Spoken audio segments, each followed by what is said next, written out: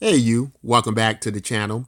And today we want to talk Bitcoin, why it won't mass adopt, why Bitcoin MYK will.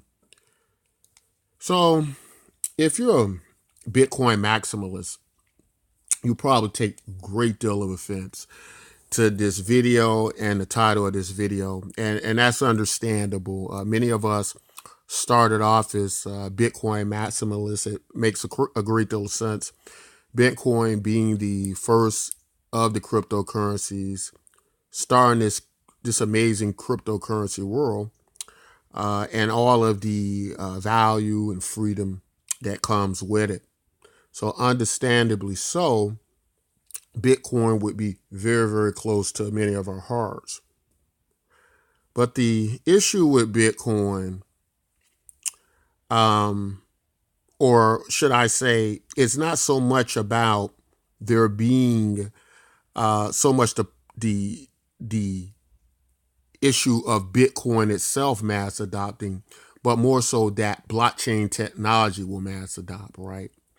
That Bitcoin is uh, part of that, right?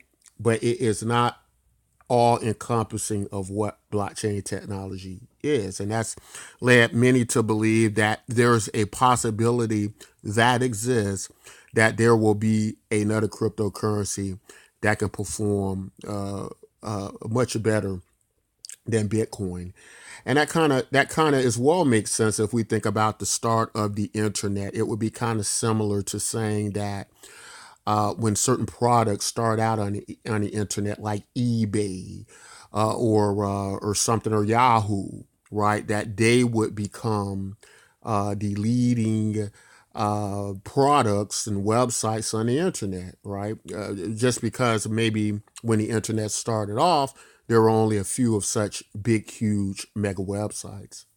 But as we can see that the internet stayed and it became this very usable thing that we can't imagine living without now. And there were several other products and websites and technologies that came about after that. So will this be the course with Bitcoin? Maybe so. We're going to find out. And what kind of cryptocurrencies, if not Bitcoin, will be the type of cryptocurrencies that will be able to solve and fix many problems. So I'm going to get into that a little bit today and just talk about and see what we can learn. So I have been listening to several Bitcoin critics, economists such as Rubini, and it's several economists that talk about why Bitcoin won't mass adopt and why it won't work. And a lot of us have totally dismissed them as, working for corporate interests or governments and a variety of things. But I found that it's always good to listen to both sides of an argument to have a very full view of the field. Uh, in order to be able to not only understand your position better, but to be able to understand where you're going with that position, if you're going anywhere at all. And so all this stuff is very important. So this is an article written by someone by the name of Guy Fawkes, and he's putting together reasons why Bitcoin is going to be very difficult for it to mass adopt or why it won't. And so we're going to go over a few of his points he makes. I thought he did a pretty good job outlining some of these reasons. We'll leave a link in the description. And see what we can come up with and see if it's anything that solves these problems. So the first point he addresses and he makes is that he says, well, price volatility is going to be the reason why Bitcoin doesn't mass adopt, because obviously, what are you going to be able to use it for? I'm going to send you money one day, and the next day it's either going to be tremendously less, right? As we see these large falls, even now at the price Bitcoin's at right now, a lot of TA and technical analysis believes that Bitcoin's going to hit 3,200 bucks. We've been going over that for about the last week or so, and some people don't think that's going to happen. Some people think it will. One thing we know for sure is that Bitcoin can hit pretty much any price it wants. And it's showing us it can do that, whether it's going in the upward direction or it's going in the downward direction. In any event, it doesn't matter whether it can do that or not. The problem is if it does that in any direction, it creates this great deal of uncertainty and cost, price volatility. And that's going to be bad for any kind of use for Bitcoin at all, with the exception of just sitting somewhere and speculating, which then limits the use of Bitcoin, right? The next point he raises here is the acquisition of Bitcoin. Inconvenience fees are 1 to 3%. And in most cases, no privacy, because we know that Bitcoin is not really a privacy coin, right? So we've been led to believe in many ideas that Bitcoin was this thing we could move forward, we could move, and the government wouldn't be able to bother people, or it would be totally private. And that was a lot of the reason why people prefer Bitcoin over any other digital money. But we find out that that's not the case, that Bitcoin can be tracked, that is not private, and that there's just a total inconvenience of fees. You get your Bitcoin when you try to send it. It can cost a lot. It goes up. The prices get ridiculous. The fees are high. And so it becomes almost impractical to your traditional money transfer methods, whether it be things like PayPal or Western Union or a variety of things. The next idea is the acceptance of Bitcoin, the number of people which accept Bitcoin as payments, right?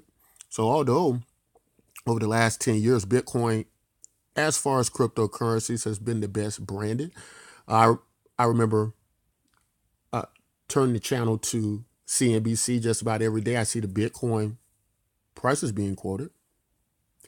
They're also being quoted on most major exchanges. And so it's the awareness of Bitcoin is available.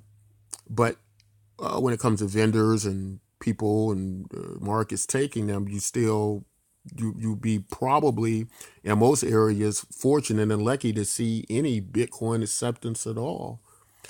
And so because over the last decade, we haven't seen what should be the greatest revolution in money in all human history, we haven't seen that as of yet.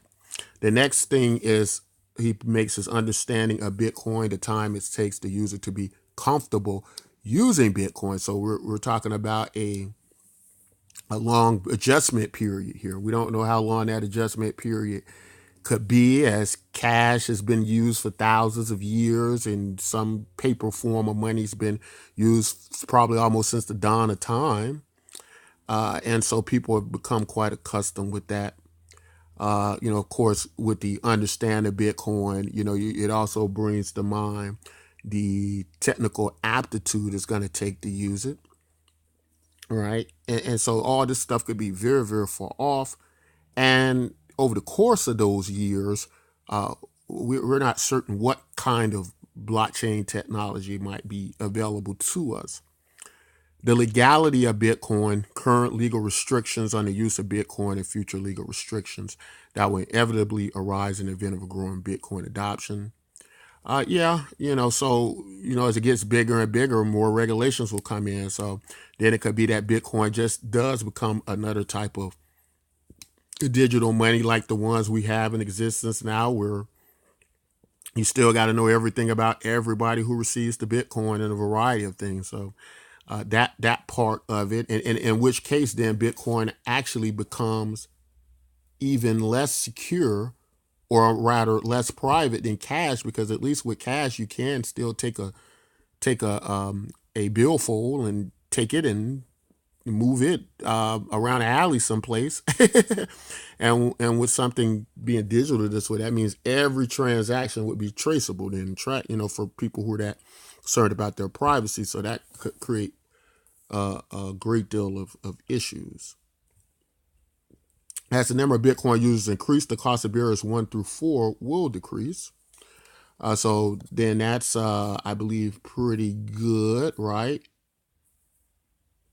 People which accept Bitcoin as payment. Oh, well, I'm sorry. That's actually bad. It says if the cost of barriers the cost of errors 1 through 4 will decrease. Okay, so that's good. It'll be less of those things. Okay, so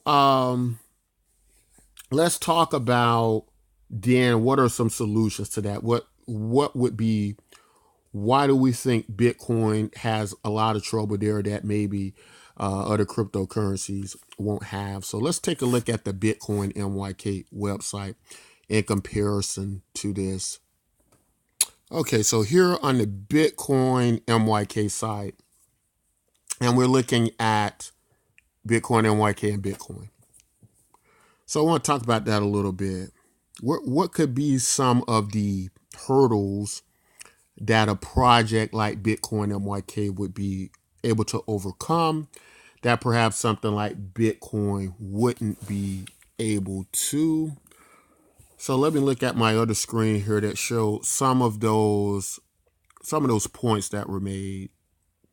And I think one of the main points here that was brought out had to do with the understanding of Bitcoin. I want to go there first. So in the understanding of Bitcoin, what happens and what keeps a lot of people out of cryptocurrency is first, there isn't an identifiable interface that their brains can relate to, right? It's like if you kind of looked at Bitcoin as a type of art, right? You would need some type of symbolism, some type of instrument to be able to make people who've never used cryptocurrency be able to identify with certain symbols, right? And so what Bitcoin MYK uses is something that people use all the time, every day, and that is a social media, social network interface, right? That's something that they can identify with. They understand how to use social media. They understand how they have their profiles and accounts, and some of them are linked to little wallets and what have you. And so Bitcoin MYK, it does this, it creates this structure and this very familiar environment so they can easily adjust the cryptocurrency just by signing up to and sign up for an account very easy, like they do any other social media site. They don't have to go through the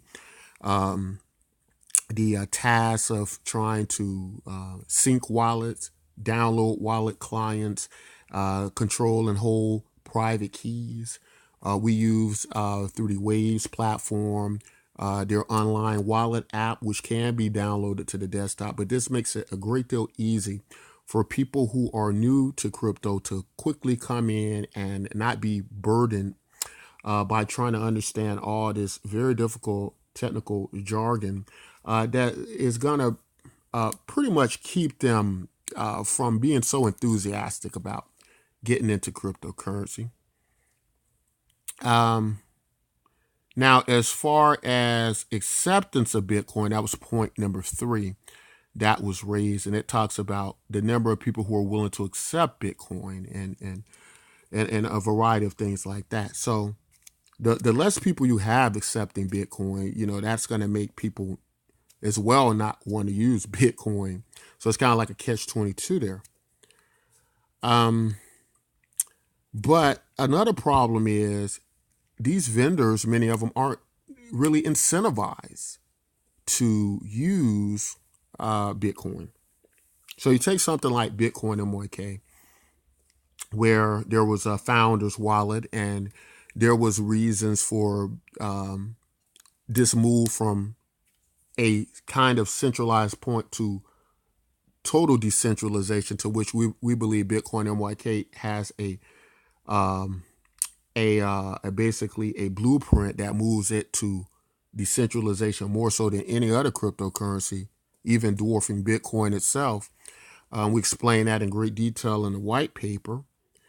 But I think what's very important to understand is about how Bitcoin MYK starts off. It does start off with incentive for groups to market for it, right? Because they're rewarded in the cryptocurrency when they market for Bitcoin MYK.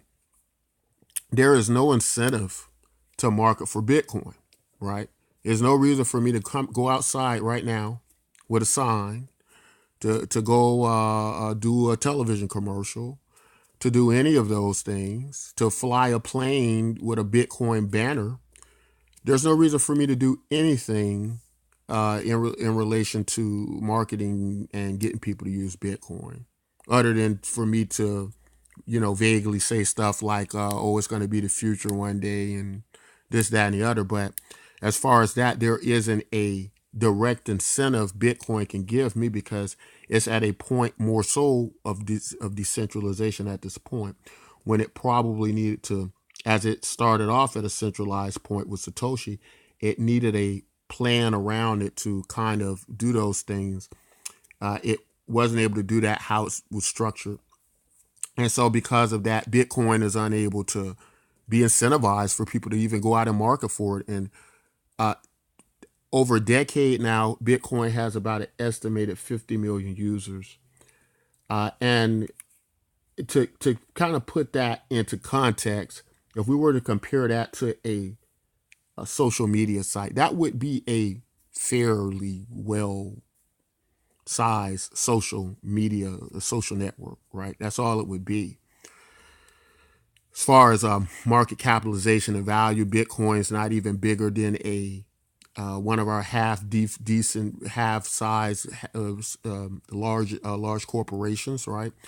It's not even the biggest corporations. It's not even there are many corporations in America alone that are more valuable than the entire market capitalization of Bitcoin.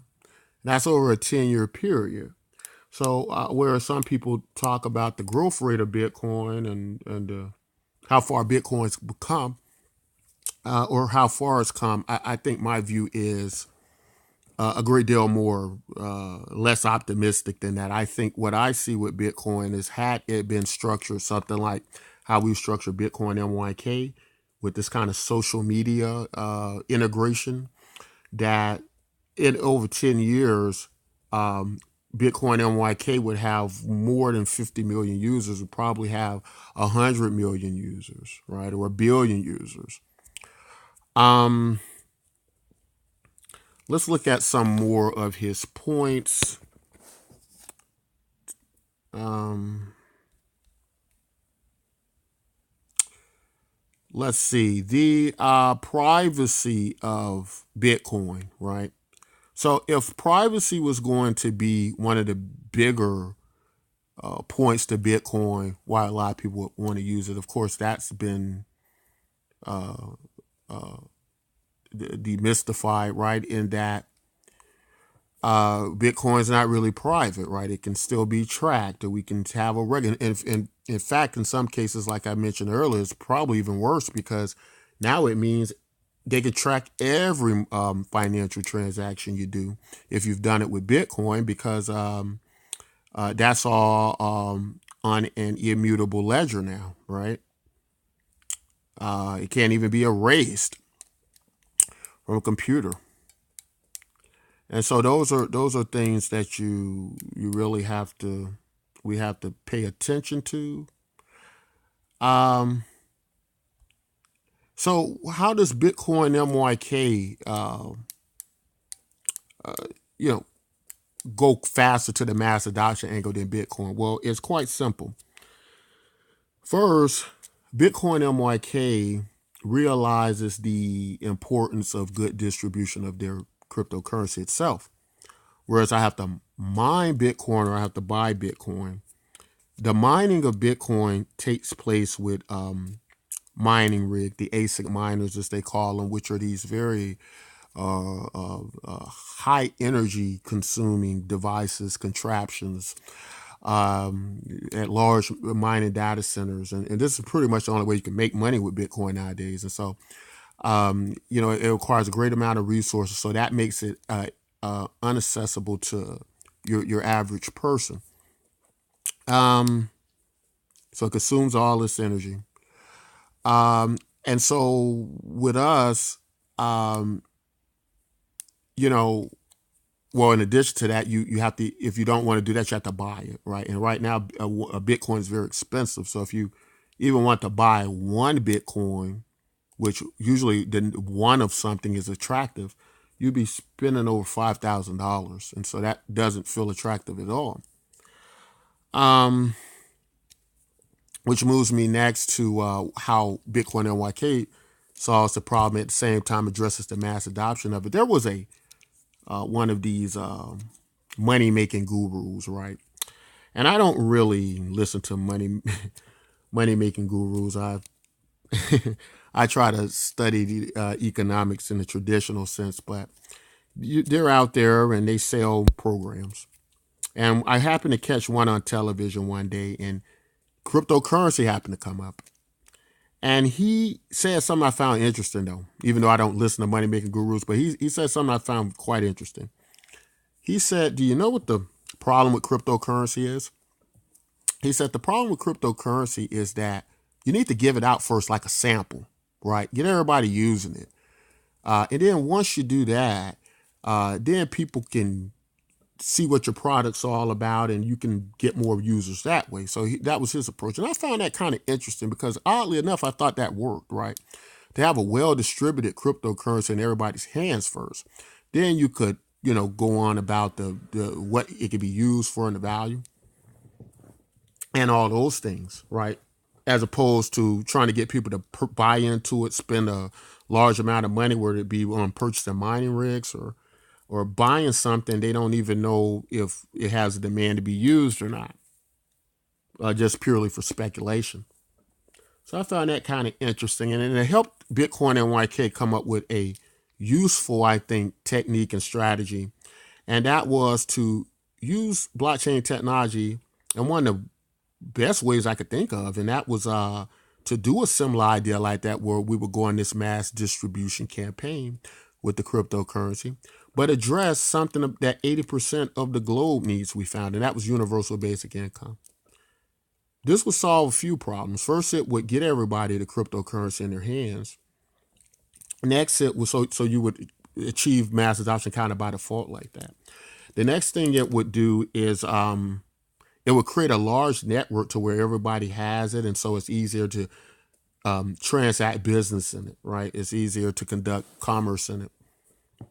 So if you compare that to what we might be getting in June with the Facebook coin, which is this, what would be this new controversial, if it's a cryptocurrency or if it's just some kind of Facebook dollar, whatever the case may be, it will be a network, a way to transfer value across a network of about 2 billion people over a very user-friendly social media platform.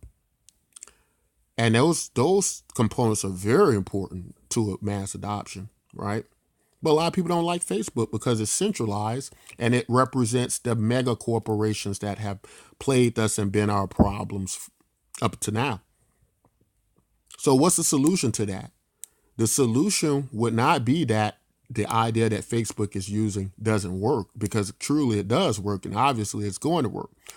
But the solution would be to create a similar version to that shares those characteristics, but is not the mega corporation controlled by Mark Zuckerberg and his party. And that is what Bitcoin MYK does. It creates a similar feel by going for a large network where you can transfer value that everybody already holds a wallet and holds some of that value. So now it's important to them. They're invested in it. They have value in that network already. The next thing I think is going to stop Bitcoin from mass adopting, besides just the price volatility, is the idea that Bitcoin is going to get harder and harder to go up in value. With the idea, or probably the major driving force, I would say, if I'm honest and realistic, about Bitcoin's value going up being speculation, as it, starts to climb higher and higher. That main driving force starts to get lower and lower, right? As far as people being able to get certain value and get certain returns. Project like Bitcoin MYK would represent a way to almost achieve this, lack of a better word, exponential growth by just growing this network ever larger through a very user-friendly social network-like interface. But in addition to that, because at the rate that Bitcoin MYK starts off in relation to Bitcoin, if you look at the price difference between Bitcoin MYK and Bitcoin, and this price is different on different exchanges. On some exchanges, Bitcoin MYK is around a few cents, 2 to 3 cents. On here, it's at fractions of a penny, and it changes, right? But then you look from there, you look at Bitcoin at $5,029, right? So which would be most easier to speculate on as far as value, right? With Bitcoin now at around close to a $200 billion market cap, that would mean that Bitcoin, I'm sorry, 80 billion. That would mean that Bitcoin would have to jump from just to have 100% return. It would have to go to about almost another $80 billion, right?